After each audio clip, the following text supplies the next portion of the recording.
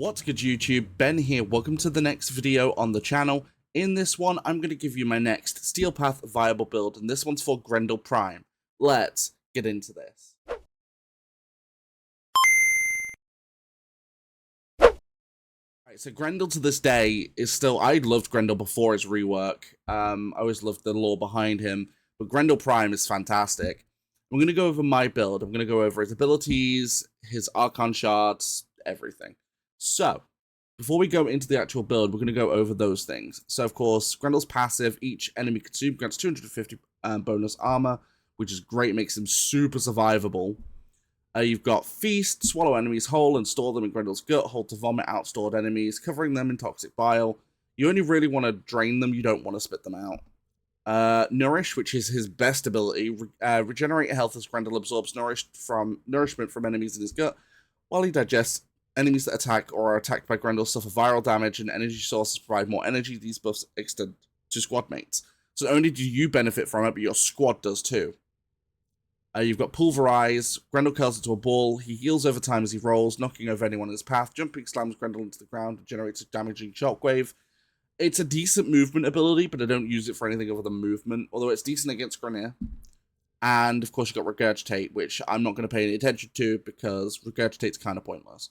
So, we're going to go over the Archon charts I've put on him. So we've got Crimson Archon chart for 10% ability strength. We've got another one for the same. We've got a Tau Forged Amber Archon shard, 37.5% casting speed. So it increases casting speed by a considerable amount.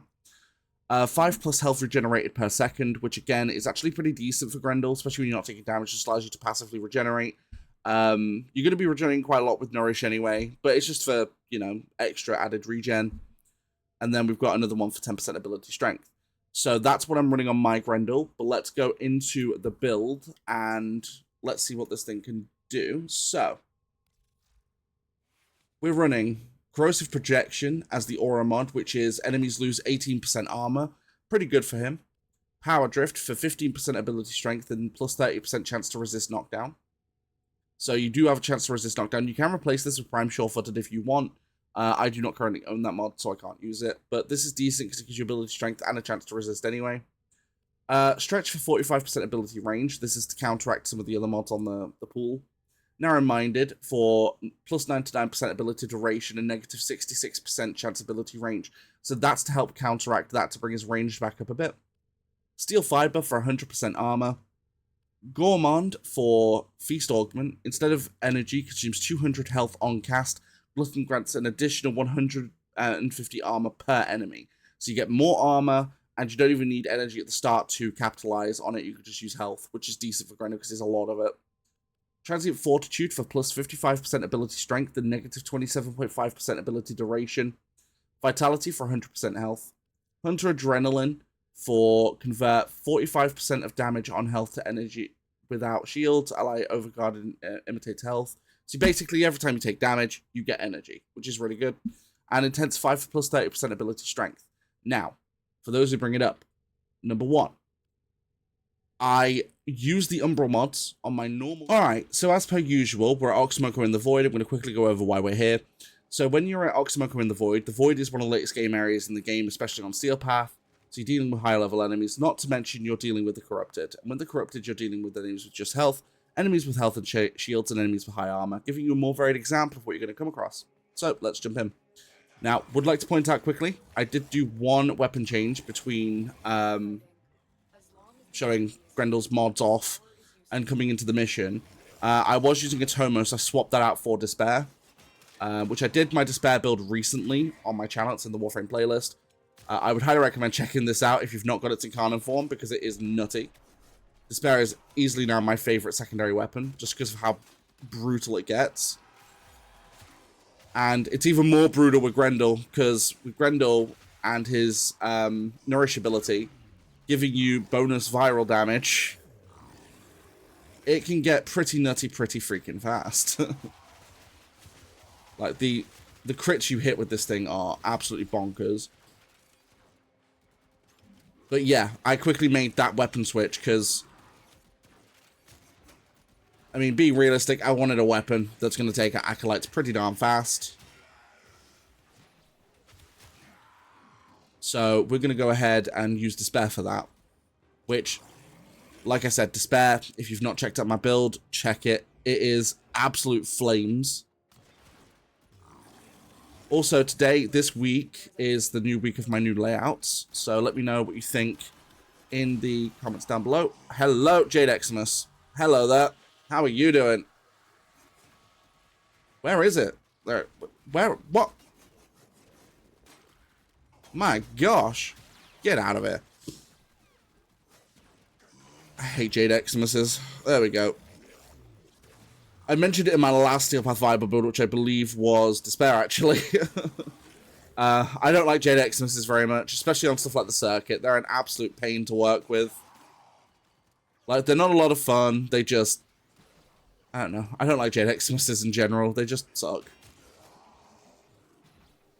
Now, of course, Despair's incarnate form, like any other, you need to land headshots.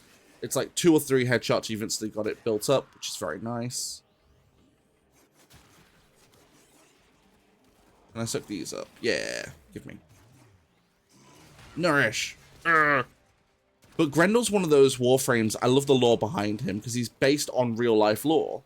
Like a lot of Warframes are, however, his is a bit more well-known. For those who know the story of Beowulf, you'll know who Grendel is. Which is a completely fascinating story. But let me know as well in the comments, did you like Grendel before the rework? Because I loved Grendel. Oh, fun, I'm being invaded by Red Veil. Alright, this should be interesting.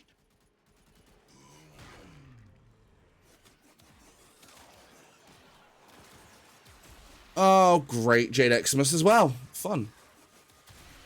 Get out of it. Right, I need to clear space, thank you.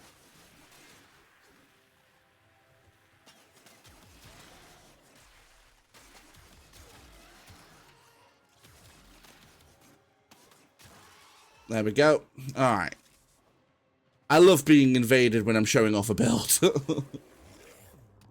Makes my life feel somewhat more complete.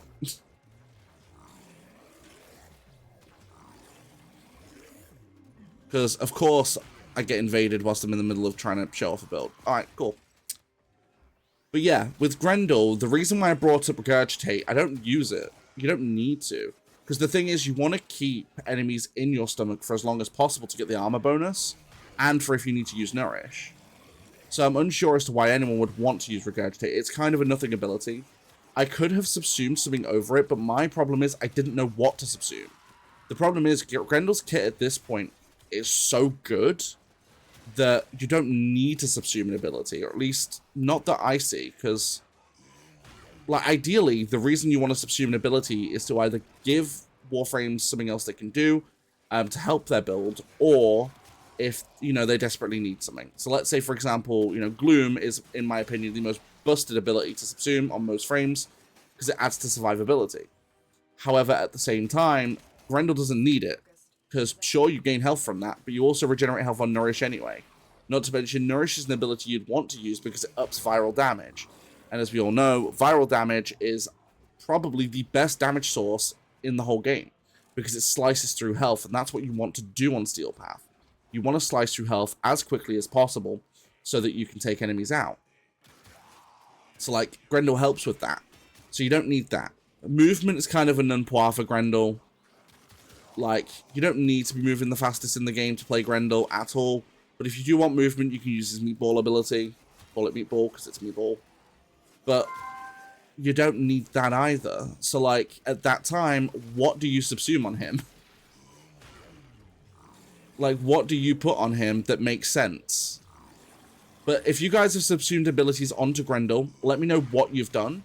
That way I can take a look, maybe improve the build. I'll pin the comment that makes the most sense. So feel free to do that as well. Because I just genuinely couldn't think of anything to subsume on him. Like, nothing that really helps him that much. The only ability I've heard that's okay for Grendel is Firewalker, which is you subsume Nether for that. But even then, I couldn't see any particular reason to do so. Right, we've got Torment. Activate Incarnate Form. Activate Nourish. Where is he? Hello. And goodbye. That's how quickly you can take out an Acolyte with Despair. Sure, I had a bit of a viral bonus, but it's still about as fast without the viral bonus. So, adios, Acolyte. Bye, enemies. I love Despair too much. But let me know what you think about this build in the comments down below. Don't forget to like, comment, and subscribe as well, because it really does help the YouTube algorithm.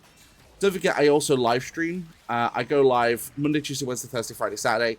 So feel free to join me on my platforms on YouTube and TikTok, where I stream at the same time. I stream in the shorts form feed. But if you don't like watching streams in shorts, I stream at the exact same time in full 1080p on Twitch. You can join me on any of those platforms. They're all linked down below. And don't forget, you can also become a channel member to support the channel further from as little as 99 pence per month.